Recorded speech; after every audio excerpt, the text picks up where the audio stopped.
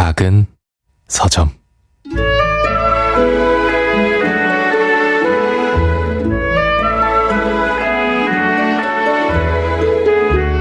(1997년 6월 25일) 나는 처음으로 실연을 당했다. 12살이었다. 그렇다. 나는 뒤끝이 아주 긴 사람이다.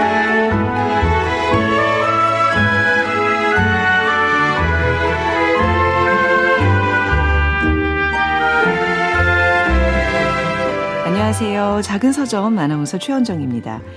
홍콩 작가 찬화이의 장편소설 동생 도입부로 문을 열어봤습니다. 12살 터울의 누나와 동생은 1997년 홍콩 반환부터 2019년 민주화 운동까지 굴곡진 시대를 통과하며 성장하게 됩니다. 남매는 이 격변의 시대 속에서 어떤 변화를 겪게 될까요? 책에 대한 내용은 잠시 후 편집자의 방에서 만나보겠습니다.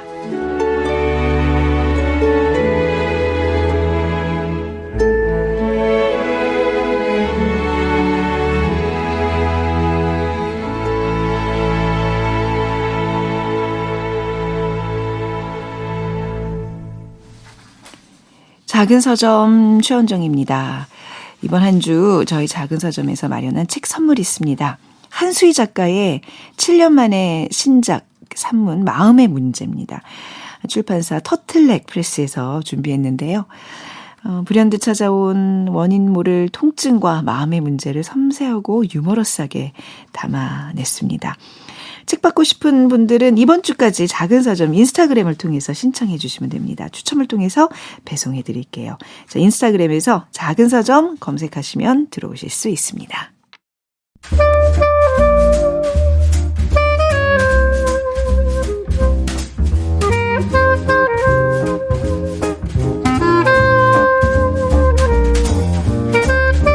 편집자들의 시대를 맞이합니다. 편집자의 방.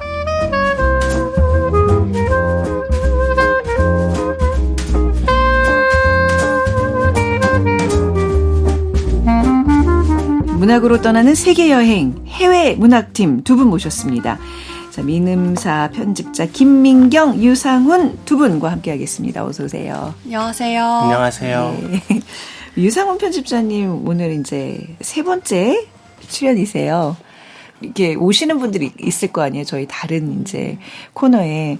근데 우리 유상훈 편집자님 굉장히 해박하고 맞아요. 예, 내용이 너무 좋다고 다 이구동성으로 예, 얘기를 하셔서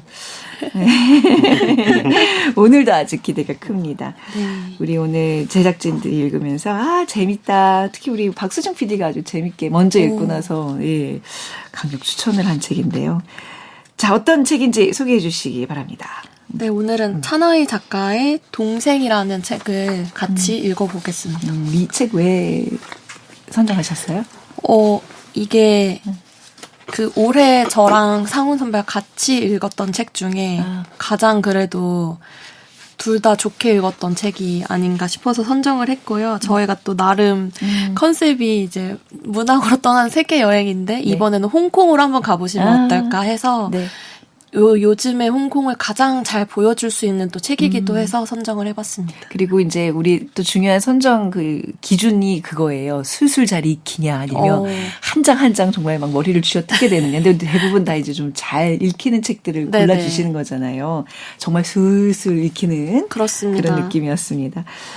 자, 작가 찬와이라는 작가에 대해서 좀 네. 설명을 들어보죠. 국내 처음 소개되는 작가분이라서 다들 생소하실 텐데요. 네. 1960년에 홍콩에서 태어난 작가님이시고 1980년대에 이제 홍콩 영화라는 게 진짜 절정으로 달했던 네. 가장 성수기에 원래 시나리오 작가로 활동을 하셨어요. 아, 그래요. 네, 그게 출발이세요. 그래서 저희가 작가셨구나. 네.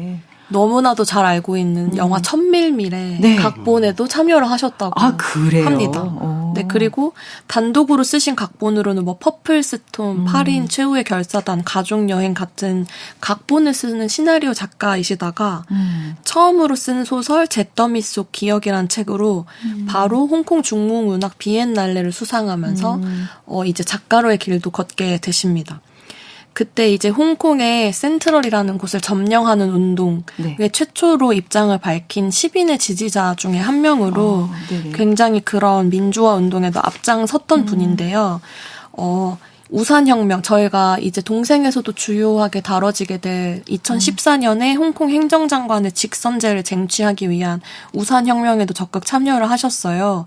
그러다가 이제 2018년에는 타이완으로 주거지를 옮기셔서 거기서 영화 제작학과 부교수로 재직 중이십니다. 네네. 거기로 옮기신 다음에 바로 인터넷에 연재를 하신 게 이 동생이에요. 아, 대만으로 그래서 주거지를 옮긴 후에 연재한 작품이구나. 네, 저는 대만에서. 이거를 쓰고 뭔가 거기에 이제 정부의 압박에 못 견뎌서 이제 뭐 타이완으로 갔다고 생각했는데 순서가 바뀌었군요. 아무튼 네, 아마 어떤 남겨두고 떠나온 어떤 미안함, 음. 홍콩에 대한 그리움 이런 게 많이 담겨져 있는 게 네. 동생에서도 많이 느껴지는데요. 그리고 이게 한 40화 정도 인터넷에서 연재를 한 글이기 때문에 네. 굉장히 술술 읽힙니다. 저희가 인터넷 게시판에 연재한 글을 읽으면 굉장히 가독성이 좋잖아요. 그래서 이렇게 동생을 출간을 타이완에서 했는데요. 2023년에 타이완에서 가장 권위 있는 상인 금전 문학상을 수상한 작품입니다. 그 밖에도 뭐 영화, 방송, 연극 같은 창작 활동을 계속 펼쳐주시고 계신 분입니다.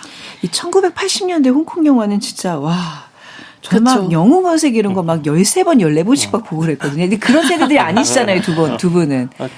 그래도 저는 동방불패나 그러니까. 네, 무협 영화 90년대까지만 해도 맞아요. 왕가에도 엄청 열풍이었고 홍콩하면 그런 영화 감독이나 그런 한 장면이 머리를 막 스치고 지나가는. 저도 딱 그때는 아니지만 중경삼림이나 맞아요. 예, 화양연화 이런 영화들 너무 좋아하죠. 그러니까 다 그때는 이거 안 보면 뭔가 대화가 안 돼서 그죠? 꼭 한 번씩 극장 가서 봤던 기억들이 있는데 네. 천미밀 작가에서 그렇구나. 아니 왜 천미밀 하면 그 장만옥과 여명의 만남. 저는 이것도 한 서너 번 본 것 같아요. 너무 그냥 애틋하고 여명도 너무 멋있고 장만옥도 너무 이쁘고 막 둘이 그 꽁냥꽁냥 막 그 골목골목의 그 홍콩의 모습들이 너무 낭만적으로 이렇게 그려지잖아요. 네. 어쩐지 동생 읽으면서 이게 자꾸 홍콩 저도 이제 좀 좋아해서 여러 번 갔는데 그 홍콩의 그 거리들이 굉장히 그쵸. 영상화가 되거든요. 뭔가 장면으로 떠오르듯이 읽어지게 되는데 그게 이제 시나리오 작가로 활동하셨던 그랬구나. 그 영향이 분명히 있는 것 같습니다. 예. 이 소설에서는 어떤 사회적 그 분위기가 담기나요? 사실 이게 홍콩 단환 그 해부터 그 이제 주인공이 그때 태어나면서 쭉 이제 연결이 되는 거잖아요. 네. 근데 이게 좀 그 홍콩 분위기라는 게 사실 이 전후로 굉장히 좀 많이 달라지는 걸로 알고 있거든요. 그런 분위기를 담고 있는 거죠. 그렇죠. 우선은 아까 첫 문장 읽어주셨지만 이 동생이 태어난 해가 1997년 홍콩을 반환하던 때 태어나서 이제 12살 많은 누나의 시점으로 그 동생을 바라보는 내용인데요. 그때 2014년 우산혁명이 일어났을 때 동생은 아직 10대지만 적극적으로 참여를 하고 30대가 된 직장인 누나가 그걸 말리는 그런 상황이 펼쳐지면서 그 홍콩 당시의 상황을 정말 그대로 담고 있어요. 약간 읽으면서 저는 우리나라에도 되게 응답하라 1997 이런 느낌이 있잖아요. 그런 가족 시트콤을 보는 것처럼 그 당시 사회상이나 그때 봤던 음악, 뭐 그때 갔던 음식점, 뭐 영화 이런 것들이 되게 잘 담겨 있는 되게 향수를 자극하는 소설이고요. 그래서 우산혁명 이후에도 사실은 2019년에 민주화 혁명을 한 번 더 이어지는데요. 그런 것도 잘 나와 있습니다. 그래서 이제 센트럴 점령 운동의 최초로 입장을 밝힌 10인 지지자 중 한 명이었다고 했잖아요. 차나이 작가님이. 그래서 작가님이 이 금전 문학상을 수상하시면서 이렇게 얘기를 하셨어요. 동생은 한 동생 한 명을 위한 이야기가 아니고 홍콩에 있는 모든 동생들을 위한 이야기다 라고 하시는데요. 그게 이제 광둥어로 세이로라는 그 단어가 있는데 보통 나이 든 사람들이 남자애들을 부를 때 세이로라고 하는데 그게 동생이라는 뜻이래요.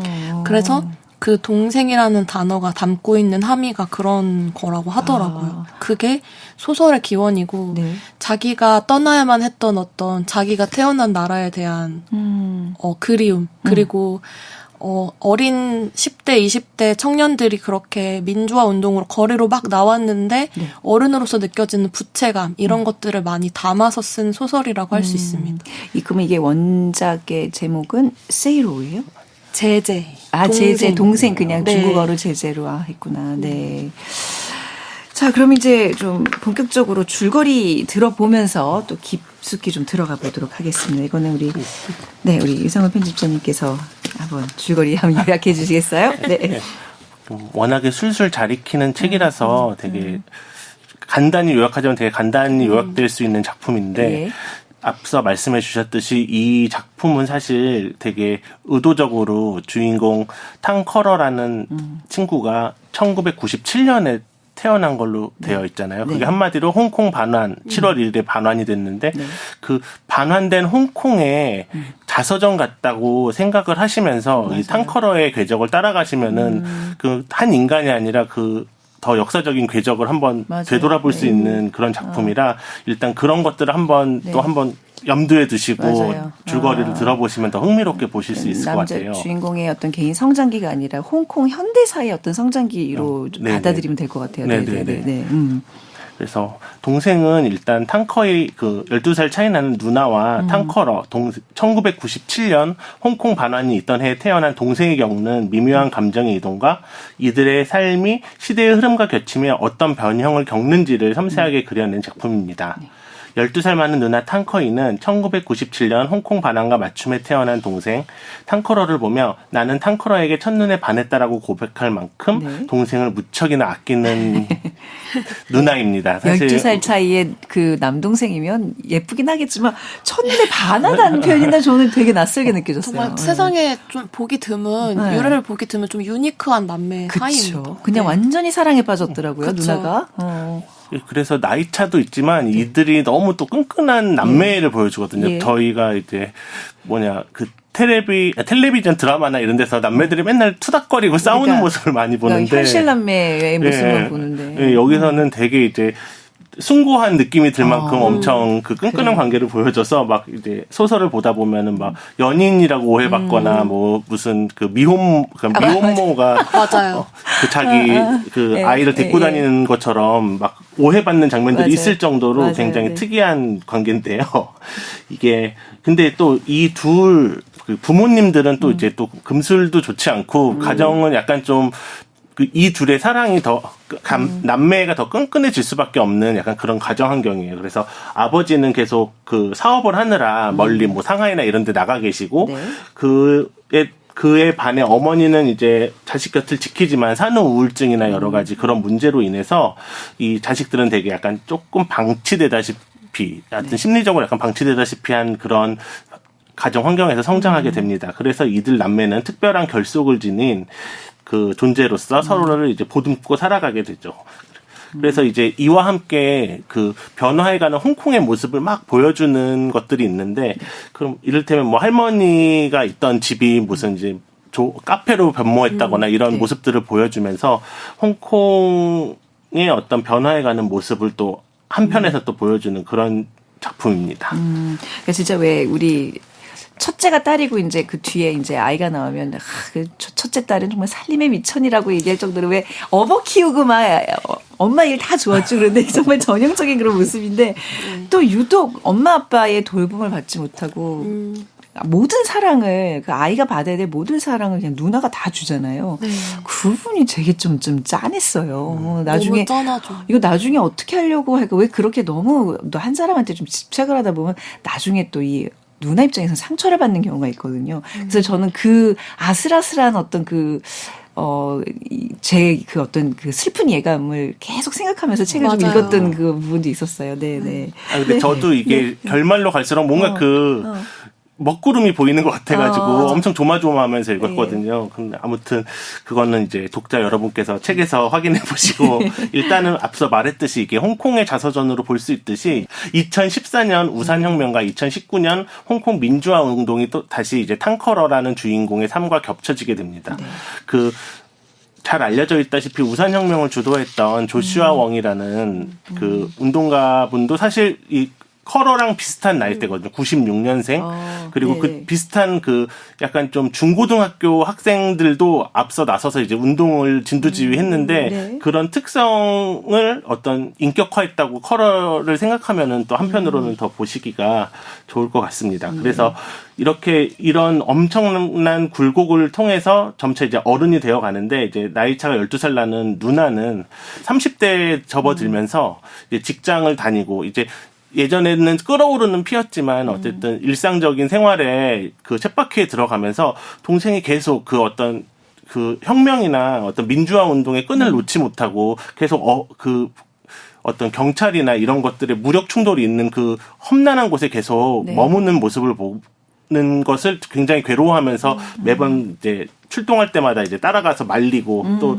이제는 그만해도 되지 않느냐고 하면서 한편으로는 또 공감도 해주고 되게 복잡한 신경이 이제 네. 후반에 펼쳐지거든요. 네. 그래서 그에 맞춰서 이제 그 동생 커러도 이제 누나의 어떤 그 사랑을 느끼면서 점차 이제 변화하는 모습을 보여주게 되고 결과적으로 이 둘이 관계가 보여주는 이 동생의 내용이라고 하면은 가족의 해체와 재구성, 시대의 혼란과 갈등을 세밀하게 묘사해주는 작품이라고 보시면 되겠습니다. 네.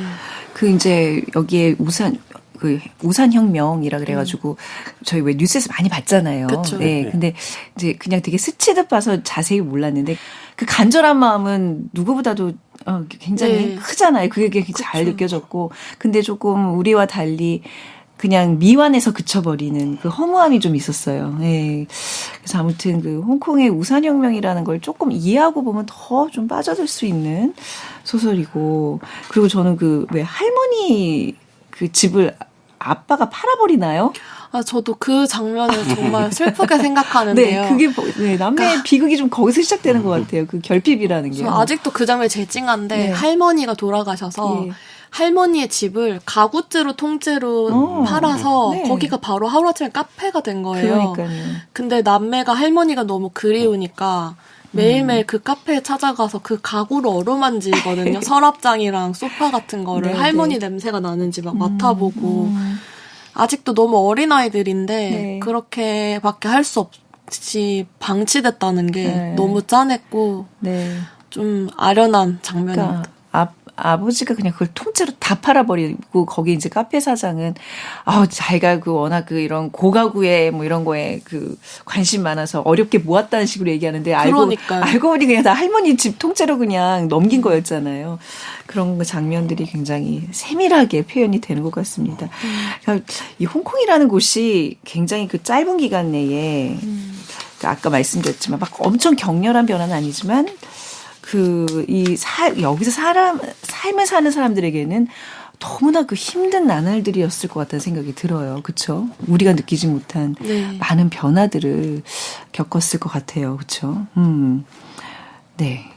그래서 사실 저는 이 후반부로 갈수록 되게 더 내용이 뭔가 그 가슴을 약간 치는 내용이 있었는데 이제 나이가 들다 보니까는 어떤 대의나 어떤 뭔가를 위해서 막 나 자신을 투신하는 이런 행위보다는 현실에 안주하고 싶은 그런 욕심이 들 때가 있는데 맞아요. 그거를 딱 탄커이 누나가 동생을 보면서 갈등하는 장면이 계속 묘사되는데 그런 내적 갈등이 너무 와닿는 거예요. 그래서 또 되게 그런 점 자체가 내 삶을 좀 돌아보게 되는 뭔가 이제 너무 이제 불꽃을 꺼트리고 안주하지 않았나 막 이런 생각마저 들게 하는 내용이 있어서 또 되게 흥미롭게 읽었습니다. 네. 당시에 그 민주화 운동에 나섰던 그 젊은 세대들 막 고등학생들도 있고 막 그랬잖아요. 대학생들이 맞아요. 주축이었지만. 근데 거기서 저는 그래도 홍콩 사회가 대부분 이들을 되게 지지했을 거라고 생각했는데 소설 보니까 그렇지가 않더라고요, 또. 그러니까 지지는 하지만 그 아주 복잡한 그 심경을 담아냈다고 저는 느끼는 게 누나도 당연히 그걸 지지를 하는데요. 근데 내 남동생이 가서 다치는 건 원하지 않았던 거예요. 그래서 내 남동생이 그 자기 친구들 사이에서 막 비겁자, 배신자가 되더라도 네. 다치거나 경찰에 연행되는 걸 보고 싶지 않다는 마음이 되게 상반돼서 나타났던 것 같아요. 그게 이렇게 올가매는 게 그 남동생 되게 숨막혀하고 분명히 나에 대해서 반감을 가지겠지만 그래도 나는 누나니까 내 동생이 다치는 건 볼 수가 없다라는 생각이었던 것 같은데요. 실제로는 홍콩의 인구 한 700만 정도 되는데 이때 가장 시위가 제일 컸을 때는 거의 200만 명 정도 나왔다고 하더라고요. 네. 그래서 뭐 남녀노소 할 것 없이 모두가 다 그 우산혁명에 앞장섰지만 주축이 됐던 10대, 20대들은 그 안에 그냥 책상을 가져다 놓고 자기들끼리 수업을 하고 거기서 숙제하고 막 이러는 사진들을 저희가 굉장히 많이 봤잖아요. 네. 그래서 그 어른들은 그렇게 시위의 주축이 되지 못하고 그 아주 어린 중고등학생들을 앞세웠다는 거에 항상 부채감이 있는 게 아닐까 저는 그렇게 생각했어요. 부채감이 있는 어른들도 있지만 어차피 바뀌지 못할 세상 너희들 왜 나서서 그쵸. 이렇게 사회 혼란스럽게 해라는 그런 사회 분위기도 좀 있었던 것 같아요. 거기 보면 이제 탕커러가 동생이 이제 병원에 잠깐 실려왔는데 거기서 맞아요. 그 침대 2개를 지났을 때 의사가 커러한테 쌍스러운 욕을 퍼붓는 소리가 들렸다. 그러니까 이런 어떤 기득권층은 또 이런 혼란이 너무너무 싫은 거예요. 그래서 이들을 좀 품어주지 못하는 그런 군데군데 장면들도 좀 마음 아프게 네. 다가왔습니다. 네. 이거 우산혁명 당시에 좀 많이 사람들이 불렀던 노래라 그래서 좀 준비해봤는데 레미제라블 OST 중에서 Do You Hear the People Sing 듣고 오겠습니다.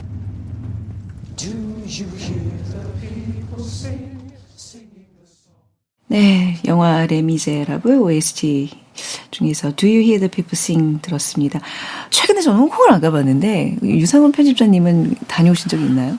예, 제가 홍콩을 갔던 게 이 홍콩 반환 전에 다녀왔거든요. 1992년에. 처음으로 이제 세계여행 자유화 같은 바람이 불면서 그때 이제 처음으로 갔던 게 홍콩이었는데 그때는 홍콩에 갔을 때 그러니까 우리나라보다는 모든 게 다 너무 선진적이었던 분위기가 있었어요. 맞아요. 막 영화든 음악이든 심지어 스카이라인 같은 것만 봐도 지금은 우리나라에도 엄청 고층 빌딩이 많지만 정말 그때만 해도 속된 말로 삐까뻔쩍한 도시여서 그리고 그때는 또 영국령이었기 때문에 모두 영어를 많이 사용했거든요. 대부분. 그래서 정말 몇 시간 안 걸리지만은 전부 검은 머리를 하고 있지만은 정말 유럽 같은 데 온 것 같은 되게 그런 충격을 받았던 기억이 있는데 그런 것들이 제 머릿속에는 그렇게 입력이 되어 있으니까는 이 책을 읽으면서 이렇게 바뀌어가는 홍콩의 모습은 어떤지가 가늠이 잘 안 되는 거예요.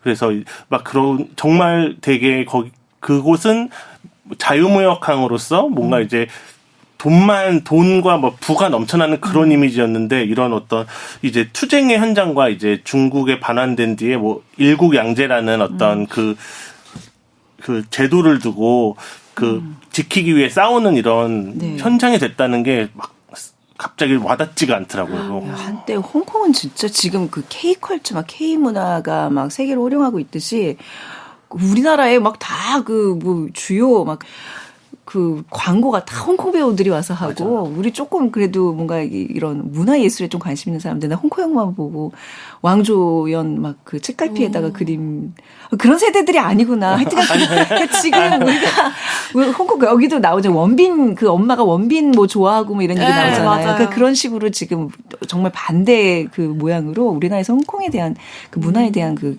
열망도 굉장히 컸었거든요. 갑자기 그 생각하면서 이 소설 읽으니까 좀 씁쓸한 면이 지금 좀 있었어요, 저도. 자, 아무튼 우산혁명, 또 민주화 운동을 겪는 이 남매 이야기 소설 속으로 좀 다시 또 건너가 보겠습니다. 이 소설에서 남매를 주인공으로 이렇게 얘기를 풀어가는 게 흔하지 않죠. 왜냐면 보통 우리가 남매하면 뭔가 사이가 안 좋거든요. 자매 남매가 그렇죠. 이끌어가는 경우는 별로 없었던 것 같아요. 예. 자매의 시스터후드를 보여주는 소설도 많고 예?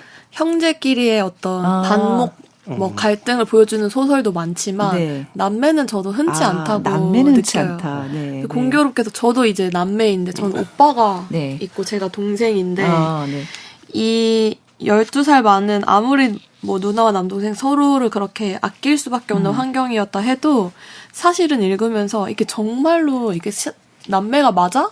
너무 현실감이 없다 싶을 정도로 너무 끔찍이 생각을 해서 서로가 좀 공감이 안 되더라고요. 이건 너무 비현실적인 이야기다 이런 생각이 들 만큼 그래서 막 괴로운 세상에 외로운 아이들이구나라는 그 대사가 나오는데 그중에 그 누나의 마음에 더 공감을 하는지 아니면은 동생의 마음에 더 공감을 하는지 이런 게 좀 궁금했어요. 다른 분들은 저는 어떠신지. 무조건 누나의 마음이죠. 그러니까 누나의 공감이라기보다는 이건 거의 모성애인데? 이런 생각이 좀 들었었어요. 그렇죠? 근데 상훈 편집자님이 또 남동생이시거든요. 그래서 궁금했어요. 누나 있으세요? 네, 저도 누나랑 4살 터울로 누나는 확실히 더 어렸을 때부터 잘 챙겨주고 이런 느낌이 네. 있어가지고 이 정도까지는 아니지만 그래도 조금은 좀 공감할 수 있었던 느낌이었어요. 그냥 뭐 어렸을 때 잘 데리고 다니고 어디 네. 안 가게 뭐 이렇게 잘 뭐 공부나 이런 것도 잘 지도해주고 그랬거든요. 오. 그래요? 네. 저는 제 남동생 3살 터울인데 전혀 뭘 가르쳐 준다 전혀. 그리고 이렇게까지 아낀다. 여기 이제 이 여자 주인공의 이제 나중에 애인이 되는 마이클이 그러니까.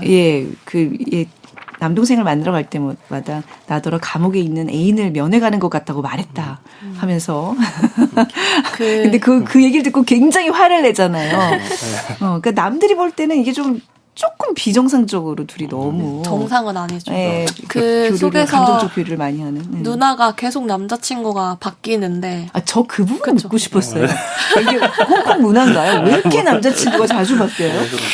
네, 그 매력이 있었던 것 같아요. 제가 봤을 때는. 근데 그렇게 바뀌면서도 그 사귀는 남자들도 그리고 누나 탄커이 본인도 알아요. 이거는 내가 동생을 향한 사랑을 이길 수는 없다.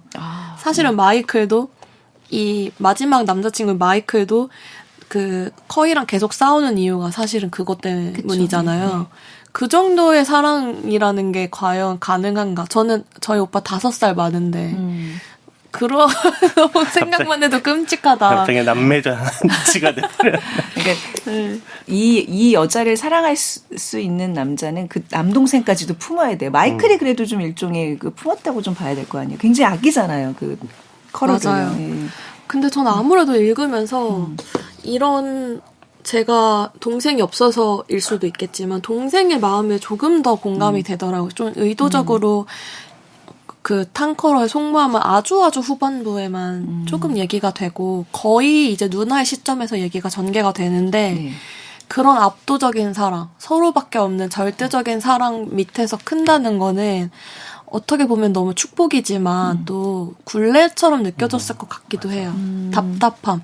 하지만 왜 이렇게 간섭을 하고 그래 나 좀 내버려둬라는 말도 할 수가 없었을 상황인 것 같거든요. 네네. 누나가 자기를 위해 보여준 사랑은 너무나도 크고 거의 부모이고 보호자였잖아요. 그러니까 유일하게 붙잡을 수 있는 지금 이 시대에선 부모님도 없고 누나밖에 없었어요. 동생 입장에서도. 그래서 점점 지쳐가고 있는 게 보이는데 막 남동생이 막 시위를 하러 갔을 때 어떻게 해도 집으로 안 오니까 누나가 거짓말을 한번 해요. 나 지금 열이 나는 것 같다. 그렇게 했더니 차마 반항을 못하고 너무 순한 동생이지만 이마를 꾹 눌러보는 장면이 나와요. 진짜 누나 열이 나는지 안 나는지. 근데 안 나지만 그래도 그냥 집에 가자 하는 장면이 있는데 오히려 서로를 너무 사랑하고 너무 아껴서 서로의 속마음을 얘기를 하지 못하는 장면들이 나오거든요. 네. 그런 걸 보면서는 저는 약간 더 동생의 마음에 조금 더 공감이 되긴 했어요. 네, 이제 처음에 이제 너무 누군가를 사랑하면 나중에 받을 상처가 너무 예견이 된다 그랬잖아요. 근데 아니나 다를까 이 남동생이 좀 그만 좀 안부 전화 좀 해. 나의 하루하루에 관심 좀 꺼. 이렇게 딱 선언했을 때 그 누나가 너무 힘들어 하잖아요. 그죠? 그래서 거기 이거 어떻게 해야 되지? 근데 결국 동생이 막 너무 힘들어서 막 죽음에까지 다다를 때 누나가 같이 그거를 고민해주고 보듬어주는 같이 극복하는 모습이 굉장히 좀 인상적이었습니다. 근데 작가가 이렇게 남매를 통해서 보여주고 싶어요. 뭔가 이 남매라는 장치가 뭔가 이게 상징적이게 있는 것 같거든요. 어떤 의미라고 생각하세요? 의도가 뭐라고 생각하세요? 일단 모르겠어요. 저는 그 남매가 어떤 의도가 있기야 있겠지만은 저는 그냥 이 남매의 이 지극한 사랑과 이 거의 사실은 쌍둥이나 동전의 양면같이 너무 결합되어 있는 이 관계가 너무 현실적이지가 않아가지고 이 작품을 아까도 말씀드렸듯이 약간 홍콩 반환 이후에 홍콩의 자서전이라고 봤을 때 자서전인 어떤 전기라고 봤을 때 그 누나는 그냥 그 홍콩 반환 이전 세대의 앞선 세대의 어떤 추상적인 무엇이고 그 홍콩 반화 때 태어난 이 커러는 그 이후 세대에 대한 그 메타포라고 생각을 하고 심지어 이 부모들도 약간 이 남매한테 약간 좀 무관심하잖아요.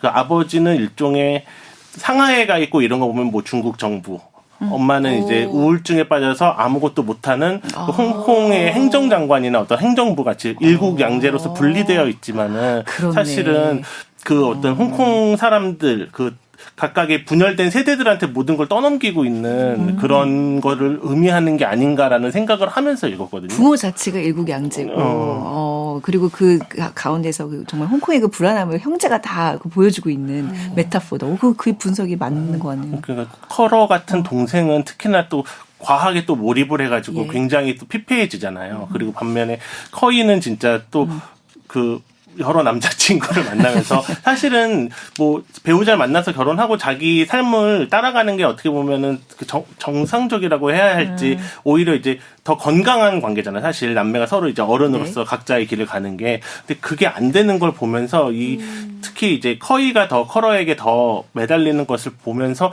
이 찬화이 작가나 그 이전 그러니까 지금 우산혁명을 이끌던 젊은 세대가 아닌 한 단계 앞선 세대에 대한 어떤 속죄나 약간 좀 부채감 말씀해서 뭐 죄책감 이런 것들이 너무 복합적으로 드러나는 그런 감정선이 아닐까라고 이해할 수밖에 없더라고요. 맞아요. 너무 이게 너무 복합적이고 너무 강하게 결속이 나타나서. 네. 동생의 어떤 생존에 필요한 그 시기는 누나가 다 이끌어줬어요. 근데 그 이후에 어떤 성숙의 시기에서는 반대로 이제 누나가 동생한테 정말 매달리게 되는 그런 모습들을 볼 수 있습니다. 맞아요.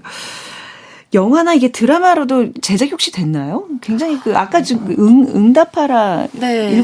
1988이랑 너무 그 느낌이 좀 비슷하다는 생각을 좀 했거든요, 진짜. 아직 그런 소식은 들려오지 없어요? 않지만 저도 이거 영화로 만들면 좋겠다 하는 생각을 계속 하면서 읽었던 것 같아요. 네. 이 장면만큼은 좀 영상으로 이렇게 하면 참 좋겠다. 그 장면들 혹시 좀 꼽아주실 수 있을까요? 저는 특히 제가 좋아하는 장면은 거기 보면은 남매가 계속 석양을 보러 가는 사이완 해변이 있는데요. 네네네.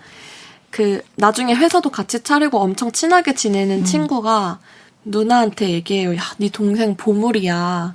막 이렇게 얘기를 하니까 왜 이렇게 같이 그러면은 석양을 한번 보러 가자 해서 셋이 석양을 보러 가는데 거기서 이제 동생한테 누나가 물어봐요. 네. 왜 그렇게 여기 석양 보러 오는 걸 좋아해? 이렇게 하니까 그 어린 동생이 똑같은 일몰은 없으니까 라고 얘기를 해요.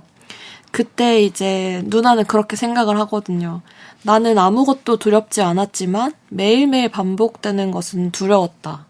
나의 어린 시절은 굉장히 먼지처럼 무미건조하고 똑같이 반복되는 일상이어서 나는 그게 너무 두려웠고 모든 일에 끈기가 없는지도 몰랐다라고 하는 게 어떻게 보면 남자친구를 계속 바꾸는 거에 이유가 되지 않을까 저는 생각했는데 뭔가 계속 권태나 우울 이런 거를 느꼈던 것 같아요. 근데 동생이 해준 말을 듣고 되게 위로를 받거든요. 똑같은 일몰은 하나도 없다. 매일매일 반복되는 일상이더라도 그게 반복이 되는 게 아닐 수 있겠구나. 동생이 나보다 12살 어리지만 어떻게 보면 어른 같다 해서 이렇게 일몰이 지는 해변에서 같이 까르르까르르 웃음 짓는 장면이 있는데 그게 나중에 내 남동생이 자란 뒤에 암담할 때 일상을 밝혀주는 특별한 빛이 되길 바랬다라고 하거든요. 근데 요 해변에서 일몰을 보는 장면이 이렇게 행복하게 비춰지다가 나중에는 둘이 남매가 싸우는 공간이 되잖아요. 맞아요. 네. 뭐 정말 심각하게 싸워서 막 동생을 막 울면서 찾아갔을 때 동생이 이제 그 해변가에 다시 가서 서 있는 장면이 나오는데 이 장면이 정말 되게 영화 같다. 이 약간 과거를 회상할 때 나오는 장면처럼 나오지 않을까 하면서 되게 인상 깊게 봤습니다. 네. 있으세요? 우리 유상 편집자님? 저도 그냥 기억에 남는 건 지금 제 기억이 확실한지 한번 민경 편집자님께서 한번 짚어주셔야 되는데 저는 이 책을 가장 이제 뭔가 흥미롭게 봤던 장면이 이제 가족들이 다 대면을 해가지고 뭐 이혼을 한 해 만에 유산 집을 판 해 만에 하면서 이제 커이가 이제 막 거의 선전포고를 하잖아요. 이거 다 팔고 그 돈으로 뭘 하겠다. 그래서 막 전형적인 뭔가 중국식 테이블에 앉아서 네.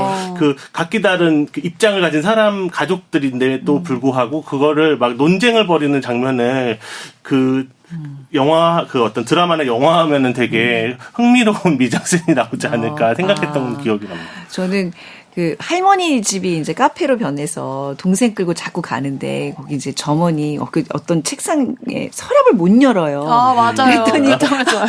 커이가 가가지고 이렇게 무릎으로 이렇게 딱 올려가지고 이렇게 빼잖아요. 그 장면 뭐 어떤 느낌인지 아시잖아요. 네. 이렇게 무릎을 딱 올려서 이렇게 아기를 맞힌 다음에 싹 빼니까 그 딱 열리는 모습. 그러니까 이게 그 장면을 딱 영화로 하면 그 한 장면이 되게 기억에 남을 것 같아요. 그러니까 사실 그 할머니의 어떤 그 가구들이 있는 그 집은 얘네들의 고향이에요. 근데 그 고향에 대해서 제일 잘 아는 사람들은 가족인데 마찬가지로 홍콩을 제일 잘 아는 사람들은 홍콩 주민들인데 지금 뺏긴 거잖아요. 어찌 보면. 그쵸. 그거를 어떻게 좀 상징적으로 보여주는 그 한 컷이 아닐까 그런 생각을 했습니다. 네. 실제 홍콩의 지명이 굉장히 많이 나와서 네. 마지막에 이렇게 홍콩 지도를 넣어서 남매가 어디 주요 장소를 돌아다니는지를 좀 보실 수 있게 지도가 있구나 이렇게 넣었습니다. 저는 이게 깨알 정보 이북으로 보면 이런 걸 좀 많이 놓치게 돼요. 그냥 글자만 따라가니까. 그래서 네. 이 책을 직접 사서 봐야지. 이런 그래서 지도를 넣어놨구나. 이거는 좀 다른 얘기인데 네. 그 저희 미nem사의 마케팅부가 네. 다 같이 그 여행을 갔다 왔는데요. 9월에 네. 홍콩으로 갔어요. 그때 요 책을 들고 가서 이렇게 여기가 지도에 나온 곳이구나 했다는 후문이 들렸습니다. 남매의 어떤 궤적을 따라서 한번 쭉 다녀봤어요. 그래서 홍콩 여행 갈 때 들고 가셔도 좋지 네. 않을까 하는 생각이 갑자기. 근데 의외로 그 우산 혁명의 어떤 그 장면들, 네. 투쟁의 장면들이 많이 묘사가 안 돼요. 제 맞아요. 느낌이 맞나요? 맞아요. 그 항상 그 누나의 시점에서만 전개되다 보니까 동생을 걱정하는 장면, 동생을 잡으러 가는 장면, 네. 아니면 TV에 뉴스에서 보도가 되는 장면들로 간접적으로 나오는 경우가 많은데요. 그쵸. 네. 좀 의도적으로 그렇게 한 게 아닐까라는 생각이 들었어요. 막 경찰과 대치하고 뭐 쫓기고 막 체류탄 터져서 막 이런 장면들이 의외로 많이 없는 게 지금 생각해 보니까 그것도 좀 독특한 작가의 어떤 시선이 아닌가. 일부러 좀 사실 그 부분은 피한 것 현장을 같아요. 스케치하고 싶었다기보다는 네. 어떻게 보면 실패로 돌아간 그 두 번의 혁명 이후에 젊은이들이 어떤 감정을 느끼는지, 어떤 좌절과 실망과 우울을 가지고 살아가는지에 대해 좀 더 초점을 맞춰서 사실은 그게 끝나고 나서 굉장히 우울에 빠져있는 남동생이 후반부에는 그려지면서 소설이 처음엔 되게 시트콤처럼 시작되다가 점점 진지해지는 느낌이 나거든요. 들었더라고요. 처음에 웃기다가 좀 진지해지더라고요. 그래서 저는 사실 처음에 그 남동생 자기가 우울하다고 이렇게 딱 고백을 후반부에 하는 장면이 있는데 저도 그 누나만큼 엄청 충격을 받았어요. 이렇게까지 이 사람이 이렇게 우울해해서 죽음까지 생각하고 있는데 난 어쩜 그거를 바로 옆에서 몰랐을 수 있을까 하는 무력감이나 충격, 공포 같은 거를 느끼는데요. 그게 이제 같이 읽으시면서 좀 느낄 수 있지 않을까 하는 생각이 들었어요. 네. 그또 아빠를 잃었을 때 꺼이꺼이 오는 사실 엄마나 아빠와의 애정 그 애착 관계가 전혀 저는 안 이루어졌다고 생각했는데 나중에 엄마랑도 화해하고 아빠를 먼저부터 떠나보면서 가족들이 너무 힘들어하는 모습 보면서 그래도 이게 뭔가 방치라는 단어를 우리가 아까 썼지만 그 가족 간의 또 그 끈끈함이 이게 좀 무시할 수 없는 요소구나. 서로 놓지를 못해요. 그 항상 연말인가 크리스마스 때마다 그 식당에 가서 그 불꽃놀이가 잘 보이는 식당에 가서 식사를 하는 장면이 나오잖아요. 막 만나서는 그 말씀하신 것처럼 테이블에서 치고받고 싸우긴 하지만 어쨌든 모이기는 모인다는 거니까 완전히 놓아버리진 못하는 어떤 가족에 대한 끈 같은 것도 잘 볼 수 있어서 그런 부분은 우리나라 독자분들이 읽어도 되게 공감을 많이 하실 거라고 저는 생각을 했어요. 결말이 어떻게 될까요? 남매는 지금쯤 이게 만약에 현실에 진짜 존재하는 어떤 그런 이야기고 남매라면 지금 어떻게 살고 있을까요? 어떤 작가적인 상상을. 97년에 태어났으면 지금 거의 30 되어 가지 않나요? 그렇겠죠. 네. 너무 감히 말하기가 너무 어려운 것 같아요. 왜냐면은 그런 어떤 정말 그런 혁명이나 어떤 이런 운동에 직접적으로 참여한 세대가 아니기 때문에 그리고 물론 모든 개인의 행동은 정치적이라고 하지만은 정말 이런 식의 어떤 정말 최고조의 위기를 물론 뭐 우리나라에도 여러 가지 최근에 뭐 일들이 있었지만은 네. 이만큼의 어떤 그 격변기를 겪었다고 하기에는 좀 뭐라고 해서 제가 어떻게 됐을지 모르겠지만은 결과적으로는 결국 모든 혁명가들도 나중에는 다 이제 혁명을 내려놓고 가정으로 돌아간다 뭐 이런 말이 있는 것처럼 네. 결국 나이가 들고 그런 열망을 갖고 있었지만 뭔가 환멸 속에서 그냥 커여라도 그냥 홍콩의 구성원으로 남아있지 않을까라는 생각을 했었습니다. 이게 근데 어떤 투쟁의 그 전선에서 뭔가 했던 사람이 그걸 이룬 사람과 이루지 못하고 그냥 물러난 사람의 그 마음가짐 너무 다를 것 너무 다를 거예요. 그 삶을 대하는 태도도 굉장히 다를 텐데 저는 사실 또 이 남동생 커러는 또 죽음까지 또 꿈꿨잖아요. 그래서 저는 진짜 그 결말이 그렇게 막 그냥 현실에 안주해서 이렇게 편안하게 그냥 사는 그런 모습은 또 아닐 것 같다는 좀 불길하게 좀 상상을 해봅니다. 아무리 네. 상상해봐도 남동생 커러가 그냥 일반 회사에 들어가서 일상적인 삶을 사는 게 잘 그려지지가 않더라고요. 네. 만약에 죽음을 선택하지 않았더라도 좀 되게 자유로운 영혼처럼 살거나 세계 여행을 하고 있지 않을까. 이런 생각이 들었고요.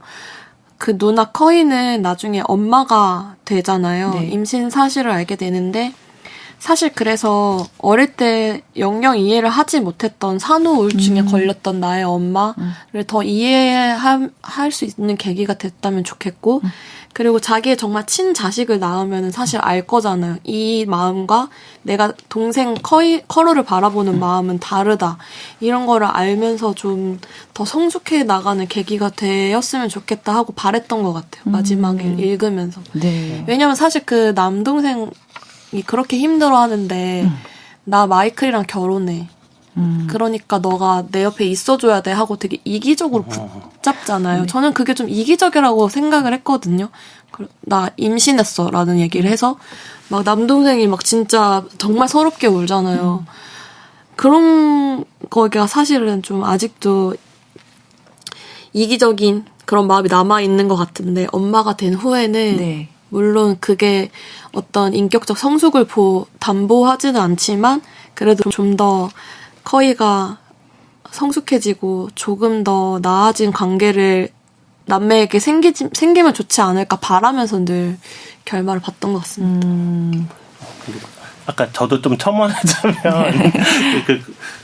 커러가 그냥 이렇게 회사원이 될 것 같지는 저도 않고 네. 그래도 왠지 저희 우산혁명이나 2019년 혁명 때 엄청 많은 엑소더스가 있다고 들었어요. 홍콩이 맞아요, 이제 뭐 맞아요. 영국이나 네. 이런 곳으로 네. 아니면 작가님처럼 대만으로 가거나 그런 방향을 택하지 않았을까라고 생각하는 한편 또 너무 이 환멸과 우울감, 이 커러 가지는 그게 또 홍콩에 대한 너무 사랑이 또 지극해서 결국 떠나지는 못했을 것 같다는 생각이 들고 그냥 거기서 생활을 하면서 끊임없이 그냥 계속 갈망은 하고 있지 않을까라는 생각을 합니다. 그래서 네, 그냥 아예 다 잊고 이제부터 나는 돈을 벌겠어 뭐 이런 식으로 되진 않더라도 뭔가 이 홍콩에 대한 사랑을 놓는 걸 되게 어려워하지 않을까라는 생각을. 그렇죠. 그러니까 이게 지금 뭐 열린 결말이라 그래야 돼. 뭐 하여튼 이게 좀 성장해서 뭔가 딱 멈췄잖아요. 약간 동생 2를 좀 염두에 두고 작가가 여기서 끝낸 거 아닐까? 뭔가 더 있지 않을까? 다 좀 더 써줬으면 좋겠네요. 이 작가분한테 좀 부탁을 해서. 그 지점에서 딱 끝내는 것도 저는 굉장히 작가의 용기라고 생각하거든요. 네네. 그래서 그게 물론 뭐야 여기까지 쓰고 말아 하는 느낌을 줄 수도 있지만 여운이 남도록 그래요. 잘 끝나게. 근데 그 여운이 인지적 그 종결 욕구가 좀 강한 사람이라서 그런 분들이 있죠. 그래서 끝에 어떻게 되냐고요? 어떻게 사냐고요? 좀 꽉 닫힌 결말을 원하시는 분들이 있죠. 네. 그 군데군데 참 좋은 그 표현들이 좀 많았어요. 그래서 저도 이제 막 그 형광펜 같은 걸 쳐는 부분들이 있는데 혹시 이제 우리 두 분께 같이 좀 낭독으로 나누고 싶은 구절 있으면 소개 좀 부탁드릴까요? 저도 사실 좋아하는 부분이 정말 많은데 앞서 계속 얘기해드렸던 대체 이 남매가 어떤 관계인지 그리고 누나가 남동생을 어떻게 생각하는지를 좀 잘 알 수 있는 대목을 읽어드리겠습니다. 커러의 뒤통수를 바라보았다. 머리카락만 봐도 화가 아주 많이 났다는 걸 알 수 있었다. 어떻게 알았느냐고? 누나니까 그랬다. 세상에는 각양각색의 누나가 있겠지만 나는 동생보다 12살이 많고 강보에 쌓인 아기 때부터 키가 175cm의 사내애로 클 때까지 전부 지켜본 누나였다. 커러의 모든 동작과 표정은 물론 옷의 주름까지 읽을 수 있었다. 해가 중천에 떴을 때 차터로드에서 총 511명이 체포되었다. 나 때문에 커러는 그 안에 들지 않았다. 내게 고마워하는 사람은 아무도 없을 터였다. 텔레비전 앞에서 소리 없이 통곡하는 커러를 끌어안았다. 커러는 그러거나 말거나 상관하지 않았다. 커러는 물난리 난 강가에 홀로 남은 사람 같았고 나는 멀리 맞은편 기슭에서 바라보는 것 말고는 아무것도 할 수 없는 사람 같았다. 커러, 기다려. 물이 빠지기만 하면 진창을 걸어 네 곁으로 돌아갈 테니까. 그 동료들의 어떤 그 체포를 보면서 힘들어하는 동생한테 그쵸? 네. 주는 그런 마음이었는데 기다려. 진창에 빠지면 내가 네 곁에 저기 돌아간다고. 이런 순간 매 순간 다 구하겠다는 마음 자체가 네. 정말 그 아까 유 편집자님 말씀하신 것처럼 좀 숭고하다 그래야 될까요? 네. 유상은 편집자님 또 어떤 부분? 네. 저는 이제 커이가 누나가 이제 동생에게 말하는 대목인데 약간 작가가 정말 이 홍콩 반환 이후 세대에게 약간 그 말하고 싶은 말을 되게 웅변적으로 말하는 대목 같아서 다음 부분을 읽어드리겠습니다. 이 부분도 이제 사랑과 관련된 얘기를 하는데 외계인이 이제 내려왔을 때 가장 중요한 왜 사랑을 가르치지 않는지를 보면 놀랄 거다 이런 또 재미난 비유가 있고 막 그래서 되게 기억에 남는 대목인데요. 읽겠습니다.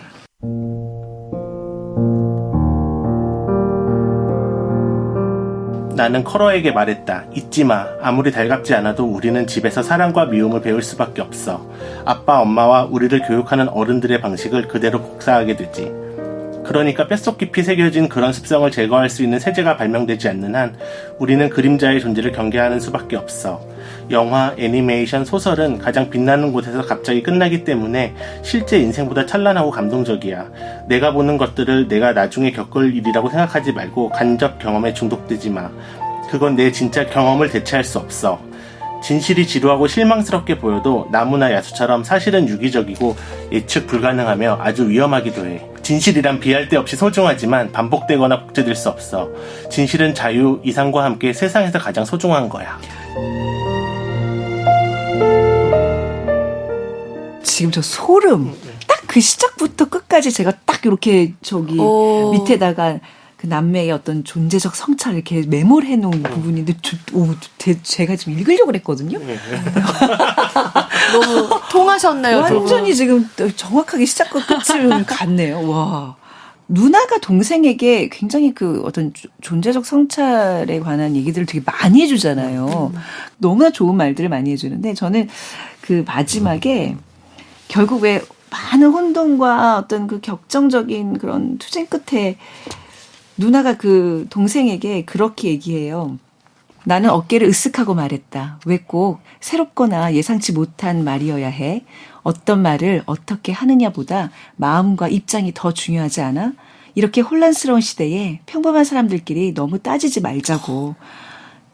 그쵸? 그냥 우리 너무 그냥 서로 힘들게 하지 말자. 그냥 우리 그냥 평범하게 살자. 계속 뭔가 뾰족하게 힘들어하는 동생을 계속 끌어당기는 그 누나의 마음이 좀 담겨 있습니다. 김민경 편집자님이 또 이 책을 또 여러 번 그쵸? 손을 보고 여러 번 이렇게 읽으신 분으로서 이 곡은 좀 틀어줬으면 좋겠다는 게 있을 것 같아요. 남매가 아주 어린 시절부터 이렇게 어른들이 틀어놓은 노래, 멜로디로 어린 시절의 향수를 추억하는 계속 반복되는 노래가 있는데요. 바로 저우시안의 영원한 미소 같이 듣겠습니다. 찬호의 장편소설 동생 오늘 두 분과 함께했습니다. 유상훈, 김민경 편집자 두 분과는 인사 나누고요. 다음 시간에 또 좋은 책 부탁드리겠습니다. 감사합니다. 감사합니다. 감사합니다. 작은 서점 오늘 문 닫겠습니다. 지금까지 아나운서 최원정이었습니다. 고맙습니다.